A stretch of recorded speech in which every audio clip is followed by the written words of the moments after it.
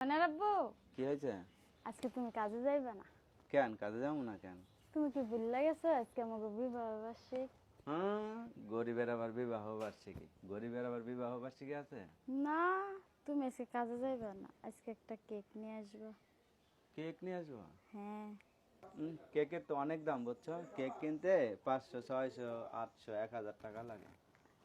তোমার কি ওই কেক আনতে বলতেছে? এমনি যেমন কি 10 টাকার তা নেই, 20 টাকার তা আনবা ওই দি।